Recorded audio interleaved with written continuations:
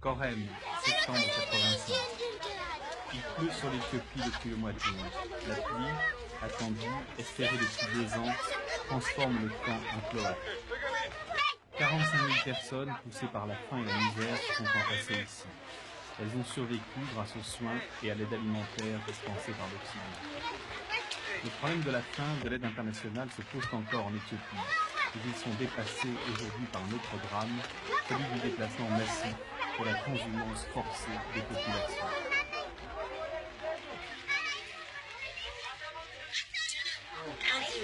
Cet homme dit qu'il ne retournera dans son village que lorsque le temps sera favorable et que les organisations de secours lui auront donné de la nourriture, des semences et des œufs. Il est ici depuis une année et pourtant son village n'est qu'à 2 heures de marche.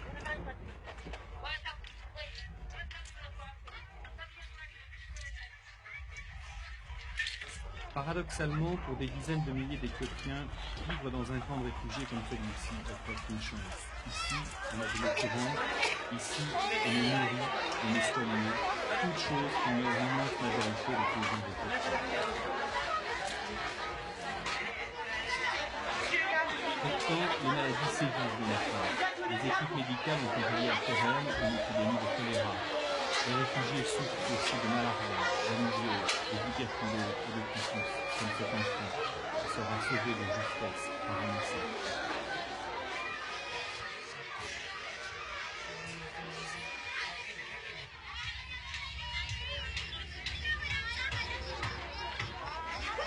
Mais aujourd'hui, les réfugiés sont jetés sur les routes. Il faut vider les camps.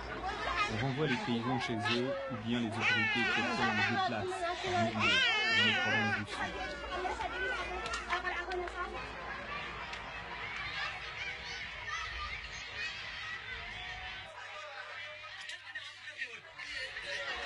À Corem, le rassemblement des paysans qui vont partir a lieu sur la place du marché.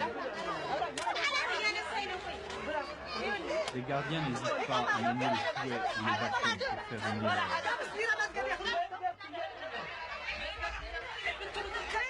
Les paysans sont regroupés selon leur village d'origine.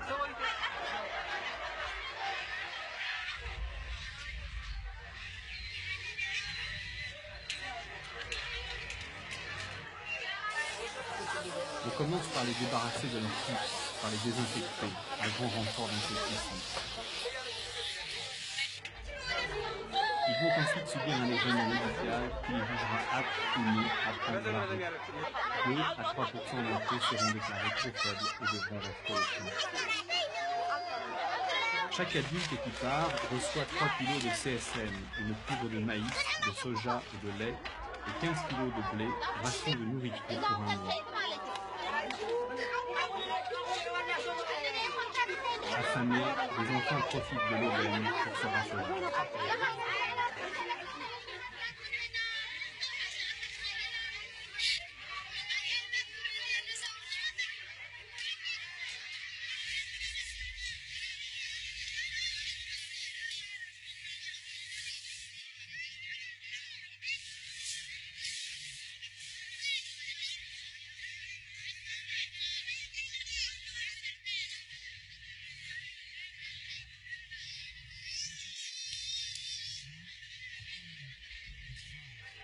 La Croix-Rouge internationale se charge du contrôle des candidats, volontaires ou non, au départ. Un marquage à l'encre des doigts et des oreilles évite, en principe, que les mêmes personnes ne reviennent plusieurs fois pour recevoir plusieurs rations.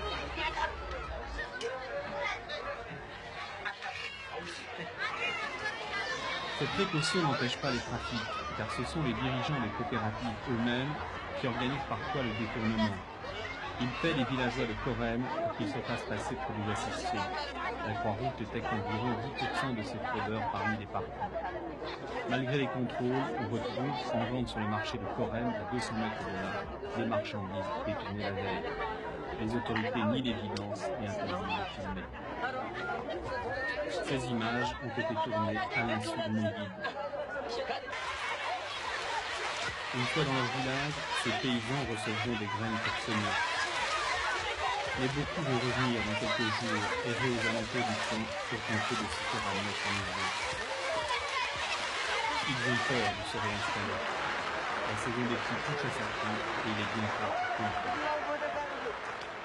It's no more a problem of La pluie rain, ne it's a pose plus problem de of too problème. much water and a problem of management. The C'est un people problème who d'organisation. have been in camps Les gens qui sont until restés dans le just camp a few jusqu'à il y weeks a ago quelques semaines sont have rentrés chez eux returned trop to their tard. land too late, so they don't have the Ils ne power peuvent donc to plus cultiver cultivate avant the la land saison in des time, pluies. and they don't have all Et the ils n'ont seeds pas assez de available to graines have pour ensemencer une as surface suffisamment grande. wide an area cultivated as they should have. Mekele, une région du nord de l'Éthiopie qui a été très touchée par la famine. Ici vivaient 90 000 réfugiés, il n'en reste que 5 000. Certains sont rentrés chez eux, beaucoup ont été emmenés dans le sud-ouest du pays. Les autorités éthiopiennes ont décidé de déplacer la population du nord vers les régions jugées plus fertiles. 1,5 million de personnes sont concernées. Aujourd'hui, outre les malades, il ne reste que des femmes seules dans les abris de Mekele. Ces femmes ont peur de subir le sort de leur mari, expédié de force dans le sud-ouest. L'une d'elles témoigne, en cachette du guide officiel. Son mari est au village ou bien il a été déplacé? Elle dit qu'il est au village. Pourquoi dit-elle ça? Parce qu'elle a peur. Elle a peur. Son mari n'est pas au village. Son mari n'est pas au village. Où est-il? Il est dans une colonie de déplacés. Elle ne veut pas le rejoindre. Elle veut retourner dans son village.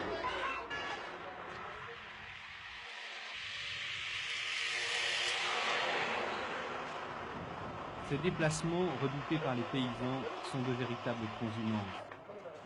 Car ces gens-là sont ballottés, transportés comme du bétail.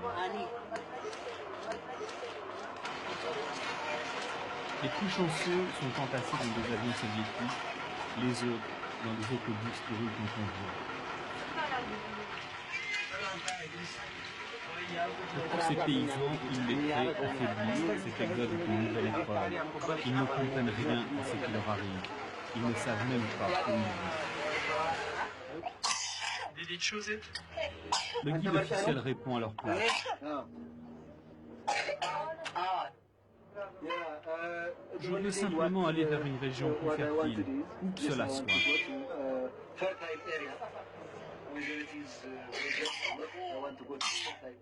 Deux officiels contrôlent l'orthodoxie des réponses. Cette déportation des victimes de la famine du nord vers le sud répond en fait à un objectif politique du gouvernement éthiopien. Dépeupler les provinces rebelles du nord et parquer les populations déplacées dans le sud pour les reprendre en main. Le sud, c'est ici, à Gambela, température 40 degrés, climat tropical humide. On m'a dit de lever la main quand les responsables demanderaient qui voulait partir. C'est comme cela que je me suis retrouvé.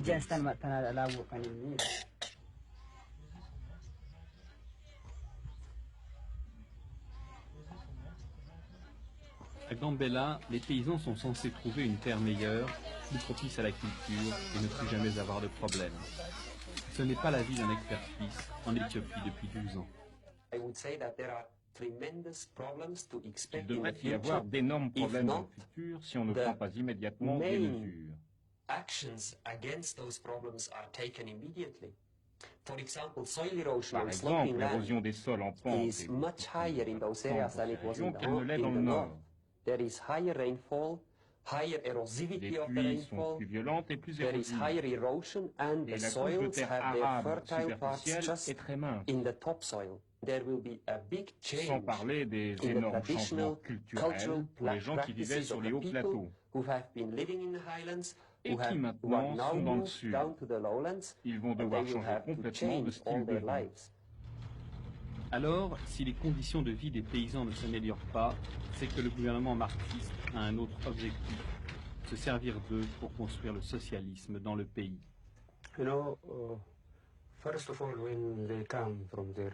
D'abord, quand ils arrivent, on les rassemble par groupe de 500 familles par village.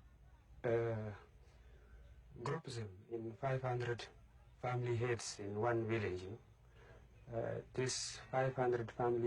500 familles sont regroupées dans 3 organisations de masse. Les associations de paysans, les associations féminines et les organisations de jeunesse. C'est à travers ces 3 mouvements que nous les organisons et que nous les impliquons dans notre système politique.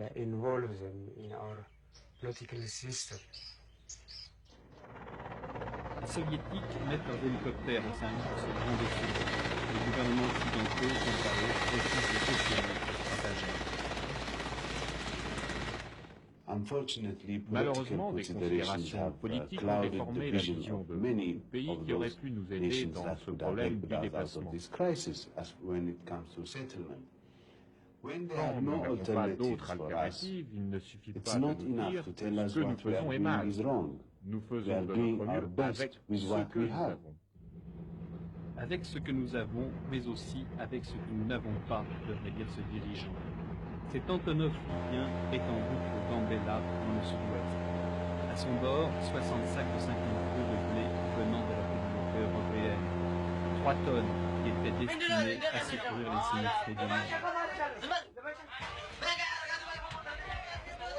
La preuve est là, mais les instigateurs du détournement ont mis l'évidence. Est-ce que vous utilisez de l'aide de la communauté européenne dans le sud-ouest? Non, nous n'utilisons pas l'aide de la communauté européenne dans ces zones, car elle n'y est pas destinée. Pourtant, dans les hangars de Gambela, les aliments détournés s'entassent, soigneusement répertoriés par un fonctionnaire. Les délégués de la communauté européenne, jugés par les Éthiopiens, avouent leur impuissance.